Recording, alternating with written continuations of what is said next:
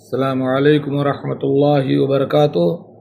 الحمدللہ والصلاة والسلام علی رسول اللہ، اما بعد۔ قرآن کریم کے 28ویں پارے کا خلاصہ پیش خدمت ہے، تیار کردہ شیخ ابتسام الہی دئی رفیع اللہ۔ قرآن پاک کے 28ویں پارے کا آغاز سورہ مجادلہ سے ہوتا ہے۔ اس سورت کی شروع میں اللہ تعالیٰ نے سیدہ خولہ بنت ثعلبہ رضی اللہ تعالیٰ عنہا کا واقعہ ذکر کیا ہے، جن کے شوہر نے ناراضگی میں ان سے کہہ دیا تھا کہ تم میرے لیے میری ماں کی طرح ہو، ماں کے پشت کی طرح ہو۔ یہ در حقیقت عربوں کا ایک رواج تھا جسے زہار کہا جاتا تھا۔ یہ طلاق ہی کی ایک قسم تھی جس سے بیوی شوہر پر حرام ہو جاتی تھی۔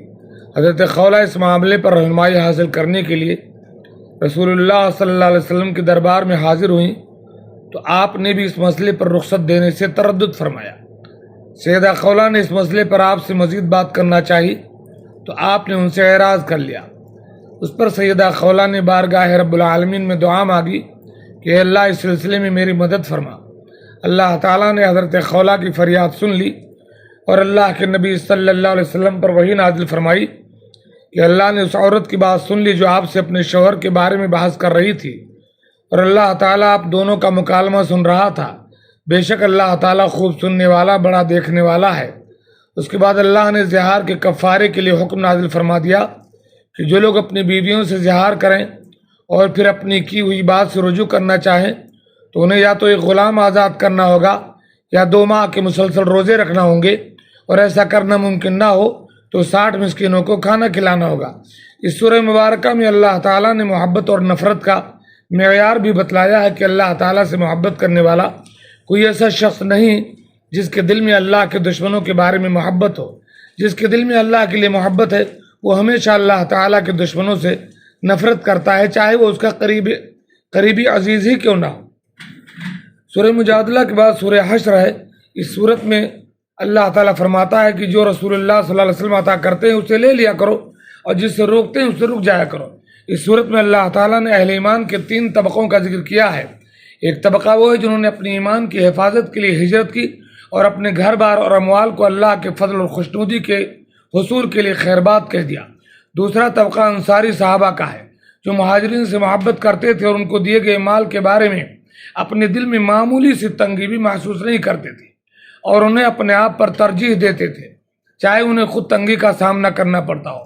تیسرا طبقہ مہاجرین اور انصار کے بعد آنے والے اہل ایمان کا تھا، جنہوں نے مہاجرین اور انصار کے لیے اپنے سے پیشتر دنیا سے چلے جانے والے مہاجرین اور انصار صحابہ کرام رضوان اللہ اجمعین کے لیے یا اپنے سے پیشتر دنیا سے چلے جانے والے مومنوں کے لیے دعا مانگتے تھے کہ اے ہمارے رب تو ہمیں اور ہمارے ان بھائیوں کو معاف فرما جو ہم سے پہلے ایمان لا چکے ہیں، اور ہمارے دلوں میں ایمان لانے والوں کے بارے میں کینہ نہ ڈال، کینہ نہ پیدا فرما، بے شک تو بڑی شفقت اور بہت رحم کرنے والا ہے۔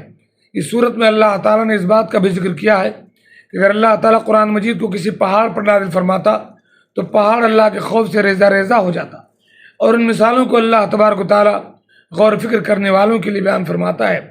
سورہ حشر کی آخری 3 آیات میں اللہ تعالیٰ کے اسماء حسنہ کا ذکر ہوا ہے۔ سورہ حشر کے بعد سورہ ممتحنہ ہے۔ اس سورہ مبارکہ میں اللہ تعالیٰ نے اہل ایمان کو اسلام کے دشمنوں سے برات کرنے کا حکم دیا ہے، اور اس کے بعد ابراہیم علیہ السلام اور ان کے ساتھیوں کے کردار کو نمونے کے طور پر اہل ایمان کے سامنے رکھا ہے، جنہوں نے مشرکوں اور غیر اللہ کی پجاریوں سے کامل برات کا اظہار کیا تھا۔ اس صورت میں اللہ تعالیٰ نے یہ بھی بتلایا ہے کہ وہ کافر جو مسلمانوں کے لیے اچھا سلوک کرتے ہیں، ان کے خلاف سازشیں نہیں کرتے، ان کے ساتھ اچھا سلوک کرنا چاہیے، اور جو کافر مسلمانوں کے خلاف سازشیں کرتے ہیں ان کے ساتھ سختی والا معاملہ کرنا چاہیے۔ اس صورت میں اللہ تعالیٰ نے مسلمان عورتوں کے کافر مردوں کے ساتھ نکاح کو ناجائز قرار دیا اور بتلایا کہ کافر عورت ہجرت کر کے اہل ایمان کے پاس آ جائے تو اہل ایمان کو حق مہر ادا کرنے کی صورت میں اس عورت کے ساتھ نکاح کرنے کی اجازت ہے۔ اس صورت کے بعد سورہ صف ہے۔ سورہ صف میں اللہ تعالیٰ فرماتا ہے کہ اللہ تعالیٰ ان لوگوں سے محبت کرتا ہے جو اللہ کے راستے میں سیسا پلائی ہوئی دیوار کی طرح سب بات کر لڑتے ہیں۔ اس صورت میں اللہ تعالیٰ نے جناب موسیٰ کے اس فرمان کا ذکر کیا کہ انہوں نے اپنی قوم کے لوگوں سے کہا تھا کہ تم مجھے تکلیف کیوں دیتے ہو، جبکہ تمہارے علم میں ہے کہ میں اللہ کا رسول ہوں۔ جب وہ سیدھے راستے پر نہ آئے تو اللہ تعالیٰ نے ان کے دلوں کو ٹیڑھا کر دیا۔ اس سورت کے بعد سورہ جمعہ ہے۔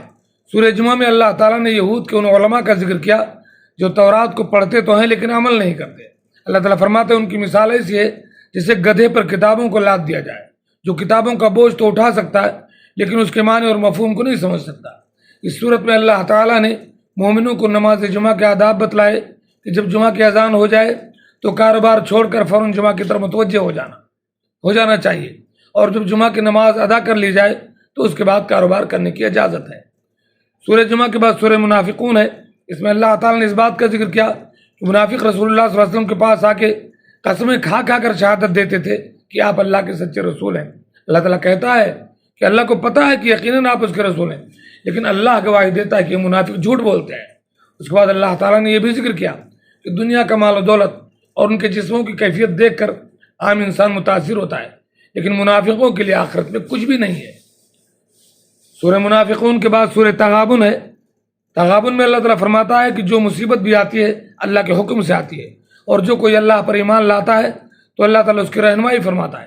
اس سورہ مبارکہ میں اللہ تعالیٰ نے فرمایا کہ جس حد تک مومن ہو اللہ کے ڈر اور تقوی کو اختیار کرنا چاہیے۔ تغابن کے بعد سورہ طلاق ہے۔ اس صورت میں اللہ تعالیٰ نے طلاق کی مختلف عدتوں کا ذکر کیا کہ بوڑھی عورت کی عدت 3 ماہ ہے، جبکہ عام عورت کی عدت 3 حیض ہے، اور حاملہ کی عدت وضع حمل تک ہے۔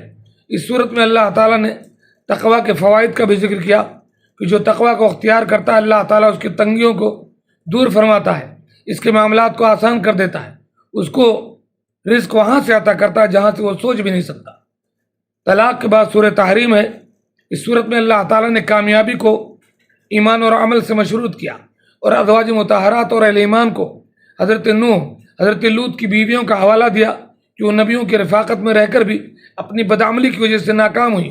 ان کے مد مقابل میں فرعون کی بیوی آسیہ اور سیدہ مریم کامیاب رہیں، انہوں نے اللہ تبارک و تعالیٰ کی بندگی کو اختیار کیا اور اپنے کردار کو ہر آلودگی سے بچا لیا۔ اللہ تعالیٰ سے دعا ہے کہ اللہ تعالیٰ ہمیں قرآن مجید کو پڑھنے اور مذکورہ مضامین سے نصیحت حاصل کرنے اور اس پر عمل کرنے کی توفیق عطا فرمائے، آمین۔ وآخر دعوانا ان الحمد للہ رب العالمین۔ السلام علیکم ورحمۃ اللہ وبرکاتہ۔